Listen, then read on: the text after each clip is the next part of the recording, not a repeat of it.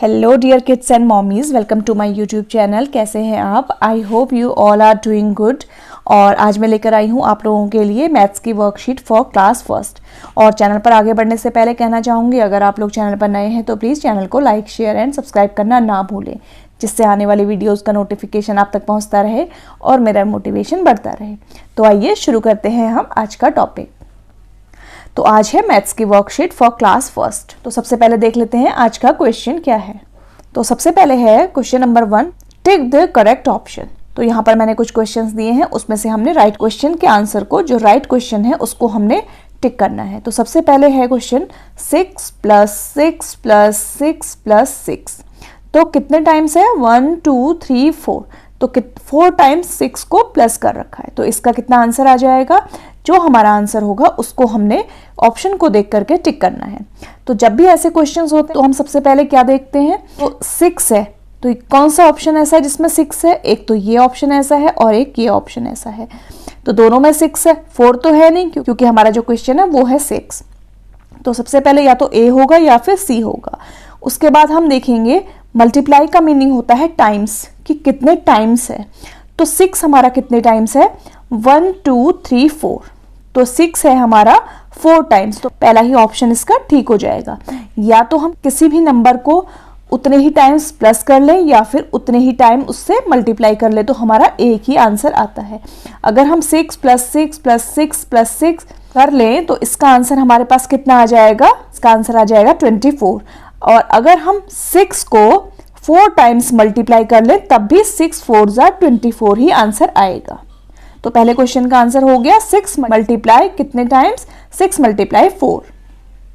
अब है next question 7 × 4 is. तो कितना होता है 7 × 4? 7 8 = 28। तो हमारे पास ऑप्शन है मोर देन 28, लेस देन 28 या फिर इक्वल टू 28। तो 7 4 = अगर 28 होता है तो हमारा कौन सा ऑप्शन ठीक हो जाएगा? इक्वल टू 28, क्योंकि 7 4 = भी 28 ही होता है। तो ये दोनों इक्वल हो गए। तो इधर आ जाएगा 28, क्योंकि 7 4 = 28 और ये दोनों इक्वल हो जाते हैं। अब है नेक्स्ट क्वेश्चन 63 / 7। तो जब भी डिवीजन के क्वेश्चन होते हैं डिवाइडेड बाय, तो डिवाइडेड बाय का मीनिंग होता है जिससे डिवाइड हो रहा है। तो हमने 7 का टेबल पढ़ना है। 7 का टेबल हम कब तक पढ़ेंगे? जब तक कि हमारे पास उसका आंसर 63 ना आ जाए। तो 7 के टेबल में 63 कितने टाइम्स आता है? 7 9 = 63। तो कौन सा ऑप्शन ठीक हो जाएगा? 7 9 * तो एक बार करके भी देख लेते हैं। 7 then 63। तो 7 9 = 63। तो नीचे 0 आ जाएगा। 63 - 63 0 आ गया। तो ये हो गया 9। तो इसको हम टिक कर लेंगे। अब है क्वेश्चन नंबर 4, हाउ मेनी 50 पैसे coins are there in 5 rupees. तो इन क्वेश्चन को सॉल्व करने से पहले हमें ये पता होना चाहिए, अगर हमारे पास 1 रुपी है तो 1 रुपी में 50 पैसे के कितने कॉइन होंगे? 2 कॉइन होंगे। 1 रुपी इक्वल टू 100 पैसे। और हमारे पास 50 पैसा का कॉइन है, तो जब 1 रुपीज में 100 पैसा होता है, 1 रुपी में हमारे पास 50 पैसे के 2 कॉइन्स होते हैं, तो 5 रुपीज में कितने हो जाएंगे? 5 × 2। तो 5 2 = 10। तो हमारे पास 10 कॉइन्स हो जाएंगे। अब है नेक्स्ट क्वेश्चन जिसमें हमने फिल इन द ब्लैंक्स करना है। तो देख लेते हैं हमारे पास पहला क्वेश्चन क्या है। 55 × 0। जब हम 55 को 0 से मल्टीप्लाई करेंगे तो हमारे पास क्या आएगा? तो हमें मैथ्स का एक सबसे बड़ा रूल ये लर्न करना है कि किसी भी नंबर को अगर हम 0 से मल्टीप्लाई करते हैं तो उसका आंसर हमेशा 0 ही आता है। और अब नेक्स्ट है 30 / 10। 10 का हम टेबल पढ़ेंगे। कितने टाइम्स पढ़ेंगे? जब तक हमें 30 ना मिल जाए। तो 10 1 = 10, 10 2 = 20, 10 3 = 30। तो यहाँ पर 3 आ जाएगा। अब नेक्स्ट है 2 hours before 4 o'clock। तो 2 hours before 4 o'clock कितना होता है? अगर 4 o'clock हो रहा है तो उससे 2 hours बैक कैसे करेंगे? 1 hour बैक कैसे होगा? 1 hour बैक करेंगे तो 3 हो जाएगा, और 3 से फिर 1 hour और बैक करेंगे तो 2 हो जाएगा। तो 4 - 2 2। तो कितना टाइम हो रहा है? o'clock। अब है next question, write T for true and F for false statement. तो हमें यहाँ पर कुछ स्टेटमेंट्स दी हैं, अगर वो करेक्ट हैं, ट्रू हैं, तो उनके आगे हमने T लिखना है, और अगर वो फॉल्स है तो उनके आगे हमने F लिखना है। तो सबसे पहली स्टेटमेंट है मल्टीप्लिकेशन इज रिपीटेड सब्ट्रैक्शन। तो जो मल्टीप्लिकेशन होते हैं क्या वो रिपीटेड सब्ट्रैक्शन होते हैं? हमने जो मल्टीप्लाई हम करते हैं तो क्या वो रिपीटेड सब्ट्रैक्शन होते हैं? तो ये है फॉल्स। रिपीटेड एडिशन होते हैं, क्योंकि अगर हम मल्टीप्लाई करते हैं किसी भी नंबर को, 2 2 4 2 3 6, तो वो नंबर ऐड होता रहता है, ना कि वो नंबर माइनस होता है। तो ये हमारी स्टेटमेंट हो गई फॉल्स। अब नेक्स्ट है face of the clock is called dial. कोई भी हमारे पास जो क्लॉक होती है उसका फेस का मतलब जो हमें फ्रंट पे दिखाई देता है उसको हम क्या डायल बोलते हैं? Yes, true. तो ये स्टेटमेंट हमारी ट्रू है, क्योंकि हम जो क्लॉक का फेस होता है उसको हम डायल बोलते हैं। नेक्स्ट है 4 coins ऑफ ₹2 मेक ₹10। अगर हमारे पास 2 रुपीज के 4 कॉइन हैं तो क्या वो ₹10 बनाएंगे? तो नहीं, तो ये है रॉन्ग स्टेटमेंट, तो हम इसको कर देंगे फॉल्स। अगर हमारे पास 4 कॉइन्स हैं 2 रुपीज के, तो 4 2s are 8, तो वो कितने रुपीज बनाएंगे? 8 रुपीज बनाएंगे। तो ये हो गया स्टेटमेंट फॉल्स। अब यहाँ पर है 20 divided by 4 equal to 4 divided by 20। तो क्या 20 डिवाइडेड बाय 4 जो आंसर है वो और 4 डिवाइडेड बाय 20 दोनों इक्वल होंगे? तो ये आंसर हो जाएगा हमारा फॉल्स, क्योंकि अगर हम इन दोनों को सॉल्व करेंगे तो इसका आंसर तो पॉइंट में आएगा और इसका आंसर आ जाएगा 5। तो ये दोनों क्वेश्चंस के आंसर सेम नहीं है, तो हमारी स्टेटमेंट्स हो गई फॉल्स। और अब देख लेते हैं next question, match the following. तो यहाँ पर हमने कॉलम ए लिखा है, कॉलम बी लिखा है। तो कॉलम ए में से हमने उसके आंसर्स को मैच करके कॉलम बी में मैच कराना है। तो 5 टाइम्स 4, तो क्या होगा इसका मतलब? 5 टाइम्स मतलब कि कितनी बार।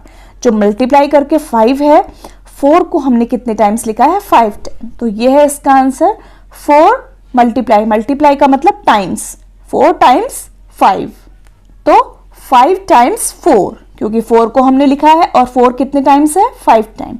तो इसका आंसर हो जाएगा ये, इसको हम इसके साथ मैच करा लेंगे। अब नेक्स्ट है 5 + 5 + 5 + 5, तो कितने टाइम्स है ये 5? 1 2 3 4, 5 है 4 टाइम्स, तो ये हो गया इसका करेक्ट आंसर। अब नेक्स्ट है 9 × 8, तो मतलब 9 8s are 72, तो इसका आंसर हो जाएगा 72। अब नेक्स्ट है 48 डिवाइडेड बाय 6। अगर हम 6 का टेबल करेंगे, डिवाइड करेंगे, तो 6 के टेबल में 48 कितने टाइम्स आता है? 6 8s are 48, तो 8 हमारा इसका आंसर हो जाएगा। अब है next question, question number 5, right the time shown in these clocks in 2 ways। तो यहाँ पर हमें कुछ क्लॉक्स दी गई हैं, तो इनमें हमने टाइम को शो कराना है और 2 टाइप से शो कराना है कि टाइम की क्लॉक में कितना टाइम हो रहा है। तो सबसे पहले हम देख लेते हैं, शॉर्ट हैंड है 9 में और जो हमारा लॉन्ग हैंड है वो है 12 में। तो हमें इतना पता है, तो हमें बच्चों को सबसे पहले ये बताना है कि, तो सबसे पहले हमने देखना है कि जो लॉन्ग हैंड है वो अगर 12 में है तो इसका मतलब होता है कि पूरा टाइम हो रहा है, भले ही वो 9 10 11 कितना भी हो। लॉन्ग हैंड अगर 12 में है तो हमारा जो टाइम है वो पूरा टाइम हो रहा है। और शॉर्ट हैंड है 9 में, तो ये कितना टाइम हो रहा है? 9 o'clock। क्लॉक का लॉन्ग हैंड अगर हमारा 12 में होता है तो हम ओ क्लॉक करके लिखते हैं, तो 9 o'clock। तो हम इसको कैसे लिखेंगे? 9 o'clock। और अब ऐसे ही हमने नेक्स्ट है 2 ways में लिखना है, तो सेकंड वे क्या हो गया? इन सिंबल। तो सिंबल में हम इसको कैसे लिखेंगे 9 o'clock को? तो सबसे पहले तो हम लगाएंगे 0 9 और ये कॉलन लग जाएंगे, उसके बाद 0 0, क्योंकि मिनट नहीं है, ये होता है आवर्स के लिए, ये होता है मिनट्स के लिए। तो हमारे पास अभी मिनट नहीं है क्योंकि हमारा टाइम पूरा 9 o'clock हुआ है। अगर ये लॉन्ग हैंड इधर होता, अगर ये लॉन्ग हैंड 12 के बाद आता तो हमारे मिनट्स काउंट होते। तो अभी हम यहाँ पर लिखेंगे 9 o'clock, तो ये 0 9 0 0, ये हो गया हमारा सिंबल, इसको हम बोलते हैं सिंबल। तो सिंबल में हम इसको कैसे लिखेंगे? 0 9 0 0, तो ये हो गया 9 ऐसे ही नेक्स्ट क्वेश्चन है, यहाँ पर क्लॉक है तो क्लॉक को टाइम कितना हो रहा है, शॉर्ट हैंड है 6 में और हमारा क्या लॉन्ग हैंड है 12 में। तो सबसे पहले हमें ये ध्यान में रखना है, अगर 12 में होता है तो हमारा टाइम जितना भी बज रहा होता है वो होता है कि पूरा टाइम। तो देख लेते हैं कैसे। टाइम इज कितना हो रहा है फिर यहाँ पर 6 o'clock, क्योंकि शॉर्ट हैंड है 6 में एंड लॉन्ग हैंड है 12 में, तो पूरा टाइम हो रहा है 6 o'clock। अब इनको सिंबल में कैसे लिखेंगे, वैसे ही लिखेंगे। अब अभी जो हमारा नंबर है वो सिंगल चल रहा है, डिजिट नहीं है, तो हम इसको 0 में लगाएंगे। 0 6 कॉलन उसके बाद है 0 0, क्योंकि मिनट्स तो है नहीं, पूरा टाइम बज रहा है। इस वॉच में कितना टाइम हो रहा है 6 o'clock। In symbol we will write 0 6 colon 0 0, तो क्योंकि मिनट्स आर 0 0 बिकॉज पूरा टाइम बजा है। तो ये थी आज की वीडियो जिसमें हमने डिस्कस किया है मैथ्स की वर्कशीट को फॉर क्लास फर्स्ट। तो आई होप कि आपको ये वीडियो पसंद आई होगी, अपने बच्चों के लिए हेल्पफुल लगी होगी। अगर आपको वीडियो किसी भी रीजन पर पसंद आई है, अच्छी लगी है, तो प्लीज़ चैनल को लाइक शेयर एंड सब्सक्राइब करना ना भूलें। मिलते हैं जल्दी नेक्स्ट वीडियो के साथ। Thank you.